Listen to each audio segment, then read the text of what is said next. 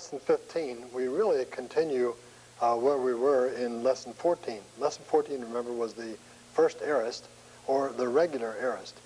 In Lesson 15, we have the second aorist, which is the irregular aorist. Now, that's an oversimplification, but I think for the most part it's going to be helpful to us. Second aorist is not a new tense. It's not another tense from what we've been looking at. This is still the third of the principal parts. And yet it's irregular, and that's why we're looking at it separately from chapter 14. Gar is the first vocabulary word, page 87. Gar, conjunction for, and it's post-positive. That means it will not stand first in its clause. Gar is coordinate, will not normally be used in any subordinate way. So it would be coordinating two independent clauses. Elevon, I threw, or I cast, is the aorist of valo. Notice that valo has two lambdas. Outside of the present system, you will not have two lambdas, only the one. Elevon, I threw. Eunomin, I became. Eunomin, I became, is the second aorist of yiname, irregular, of course.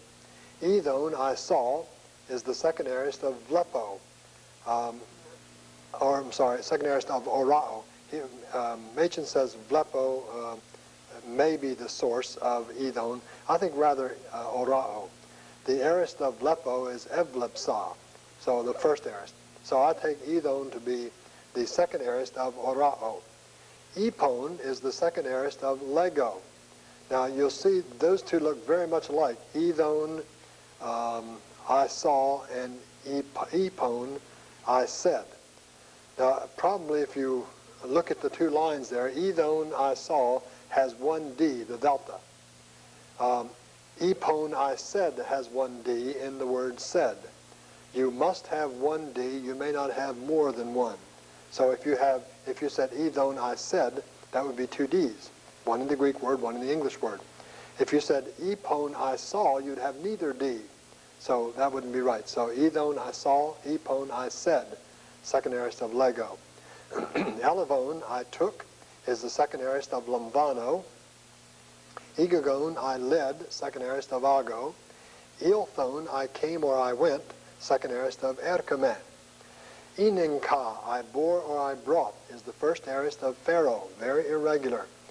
Lipo is the word I leave. The second aorist of lipo is elipon. Now in the second aorist, the irregular, we will use this word lipo instead of leo. Of course, leo is regular. We can't use it in the second aorist or in the irregular. So lipo becomes our representative verb. And we'll see elipon in the exercises and in the forms. Opsome, I shall see, the future, deponent future of orao. Again, orao rather than vlepo. Pipto, I fall, second aorist, epison, I fell. And prospero, I bring to, is it takes the accusative of the thing brought and the dative of the person to whom it is brought, and that's exactly what you'd think. So don't let that bother you. That's a normal thing. It's the expected. Now those are the irregulars. Those are the second aorists, the third principal part of these irregular verbs. Now, let me point up something that Machen does. Paragraph 188, he says it cannot be determined beforehand whether a verb is going to have a first aorist or a second aorist, or if the second aorist, if it is second aorist, what form that second aorist will take. These matters have to be settled by examination of a lexicon or by learning it, simply learning what it is. You don't know whether Leo is going to be Elisa or whatever, but that's something you'll have to learn. We memorize principal parts for that reason. Now, the forms of the second aorist, as I said, are built on the stem of lipo. And paragraph 193, you see elipon, and 194, you see elipomen, and we'll look at those on the board behind me here.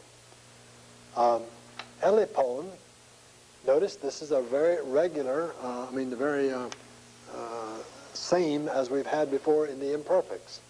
On es omen et theon, just exactly like you had with Elion. So on es omen et theon, and then for the middle, not the passive, just the middle, For the middle, it'd be min, u, to, metha, sta, undo. And we'll learn those in this fashion, leaving out the variable vowel except here where it's contracted. Min, u, to, metha, sta, undo. Now, as I said, we've had these before in the imperfects. Now, if you look at your workbook on page 23, you'll see the place for these forms. We already have the active. We have the present and the future on the primary side, and on the secondary side, we already have the imperfects, active, middle, and passive. You have those filled in. We had the first aorist last time, active and middle, not the passive yet. And now we're working on the second aorist of lipo, elipone here, elipomene here, in this one. Don't fill in the passive. We'll get that in lesson 16. So fill those in, and you'll notice that these endings are exactly the same as these. Same endings, same variable vowel and everything there.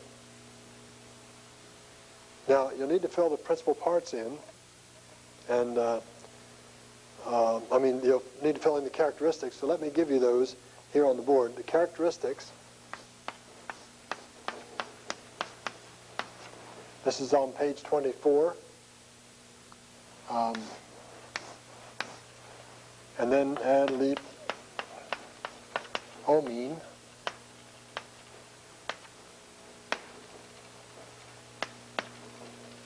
Again. Now, augment, remember, augment. Second aorist stem. Second aorist stem. We're no longer working on the present stem. Second aorist stem. Variable vowel. And secondary active endings.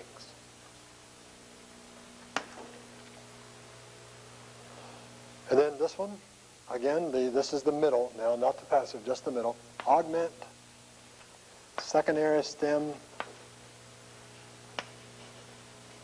variable vowel, and secondary, middle, or passive endings. Okay, you got those written in on page 23, on 24. And then we want to talk a little bit more about the principal parts, which are on the chart over here. Principal parts. This will be on your page 28.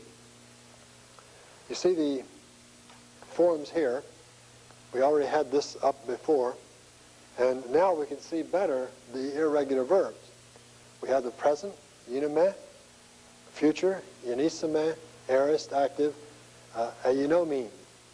Now, in the next lesson, we're going to go with the perfect and the perfect active, perfect middle. We'll see that when we come back to it. But for now, learn these, list all of these. Right down the line, list all of those on page 28, and then, as we indicated, look in the back of your book in Machen and fill those principal parts in and be using them as vocabulary words. It'll help you in your vocabulary. You'll have some of these already from lesson 13, some already now from lesson 15, and then we'll get some from lesson 29 and some more from lesson 16. So fill those in and have it available, learn it, bring out the cards, the vocabulary cards. I think that will be helpful in understanding this first and second aorist. Now, the rest of what Machen says in his chapter is simply more of what I've been saying here. He's showing the characteristics, telling you why it's an augment, that kind of thing. So we won't go over that. You read it, and then incorporate that in what I've already told you here. And when we come back next time, we'll be coming to lesson 29. So learn your vocabulary and forms. That is just the indicative forms for lesson 29, and we'll discuss that in the next lesson.